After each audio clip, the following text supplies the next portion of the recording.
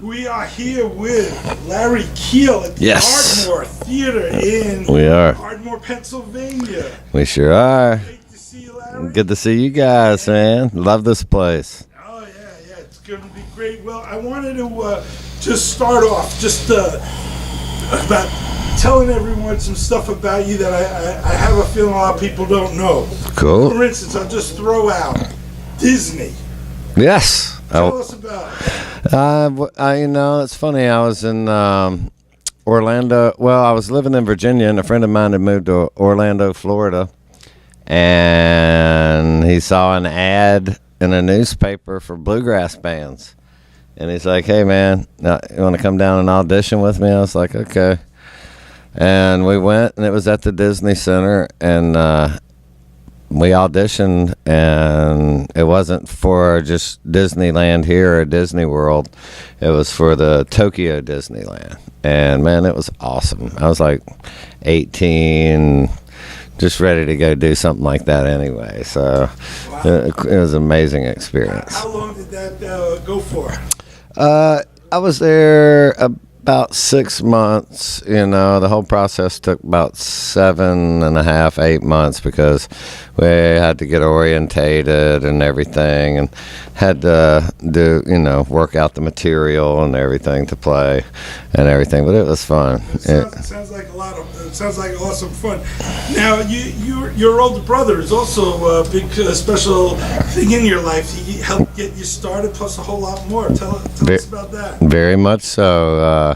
Larry Keel, and he bought me my first guitar and taught me the chords, and ever since that I never left him alone hardly. I bugged him the whole time to keep showing me fiddle tunes and music and everything, and he's quite the idol, and just a great person, a role model for mankind. We'll say it again, but what's the website name for anyone? LarryKeel.com, So, yeah, and it's all links to all the music and social media accounts. I can't keep up with it all, Now you've been at this for a while. How did it all get started? I grew up just having music around me. My father played and sang and everything, and my brother, and they would always have get-togethers with their friends and play social gatherings, whatever. I don't know, parties during the summer or whatever, when people bring potluck and just play music and have a good time and everything. And I just, ever since then, I just burned to play music and love being on the road. And what got you started on the road? Like, there's a lot of people out there right now who fit the description when you said they love to jam, they hang out with their friends, they're always playing. But what was it that made you make that move, and how did it get to the point where it actually worked? Well, I heard there's a saying I always remember about, if you're a musician, there's nothing else that you want to be or can be. You always will be. So you have to give it everything you got. You sleep on floors. You play for nothing. You get your name out. You do everything you can because that's the way it is. There's so much. I mean, how many guitar players are out there? How many singers? How many? Just everything. And well, you played a lot of competitions too, right? Yeah, you can. Young players you get a lot of notoriety from winning national contests and bigger festival contests like the Merle Fest contest and Telluride Bluegrass Festival contest, and there's just different ones, and you gain notoriety and people come watch you, and then you start doing your own thing and listening to your own voice and walking to the beat of your own drum, Yeah, well, one of your buddies that you went traveling around trying to make things happen with was the great late Mark Van. Dear friend. Think about him all the time. We original leftover salmon banjo player. Absolutely, and We played a lot of music in our day, in the Washington D.C. area, because Mark was living around there, and he was doing like sort of high end landscaping work, like decorative retaining walls and bridges over creeks and decking and all that. And I met him through a friend of mine that was taking a banjo lesson from him, and we hit it off, and we played hundreds of gigs, just me and him and my other friend John Flower, who I used to play with McGraw Gap. He was the bass player in McGraw Gap. So, we were all right there together in the Northern Virginia area. So was Mark Van in McGraw? No, and I had. Yeah, he was moving that way. He wanted to go out and check out the Telluride Bluegrass Festival, and he did. And when he did, he met Drew Emmett out there and Vince. And I think at that point, they were the Left-Handed Salmon Spankers, was their name.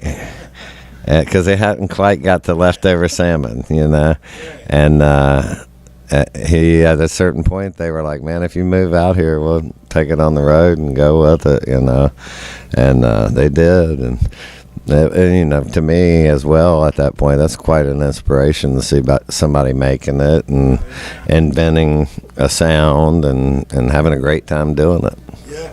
Well, you left that band and you started the Keels then, and you put out an album with a whole lot of guests on it. How'd that come about? Just from meeting people on the road that just musicians that you do shows with or jam with. Yeah, just to see who could come. You wrote all the songs. Yeah, I Always writing songs. Always writing songs. How does that work? Is it just like a hobby that you wake up and you need to do it like you drink water, or is it more like you just put them out when you have to? No, it's for me, it's sort of a spiritual thing. I can sit and try to write and can't do it, or I can not even be thinking about it and a song will come to me and I'll have to go write it down or play it. It's, for me, it's sort of like the music itself. It's sort of like magic. It when it comes, it's like poof out of the air, and it's like, okay, here's a song. Do you know this? Have you heard this? And I'm like, no, I don't think I have. And write it down. It's a strange thing. But other people take too. I saw Yeah. Adele has taken one of your songs. Absolutely. List of other people, and you've done a whole lot of work together with Vassar Clemens and Tony Reynolds. Absolutely. Tell us about that, 'cause that's pretty special. Yeah, some friends of mine were promoters, and I still have tons of promoter friends, but a guy named Bob Robertson was promoting a festival in North Carolina for years called Smile Fest, and he is a good friend and big patron of my music, and he's the type of guy that can make things happen, and he asked me who I wanted to play with, and I said, well, I'd like to play some with Vassar Clements because, he's one of my heroes, and I said, of course, Tony Rice is too, and he made it happen for quite a few years. During the winter months, we'd do like holiday seasonal shows that were our special shows, and we would have Vassar and Tony out, and they always loved hanging together because they were old friends. They'd known each other a long time, and it was always about just going out and playing music. I could write a set list or whatever, and they go, yeah, that looks all right. But let's just go play some music and have fun. And it's like, yeah, I know what you mean. Well, you've been having fun and playing. The names just could go on and on. You did touring with Keller. I love Keller. With Rashad. Oh, yeah. People, it just doesn't end. But let me ask you, how's the life now? You're on the road. Are you loving it? Or do you get home much? I love it so much. I have an excellent road man that helps me, Steve Heavener, and he just makes life easy for all of us, you know. And then I have you know, like a really good agency that books me, Crossover Touring, Curtis Gear in there. He's amazing booking agent. And we just throughout, you know, doing this for whatever it is, 25, 30 years, you try to figure out how to make it easier, you know, why work harder when you can get more done and feel great about it. Yeah, and I mean, I really feel good, and I'm really loving the music. I love my band. We have a great, amazing young man playing the guitar, playing the mandolin right now, but he will be playing guitar with me as well, named Jared Poole. And the places we're taking the music now is just all new heights. So I'm just happy as I can be. Life is good, you know. How about the latest album? Tell us about that. Like CD, I keep saying album.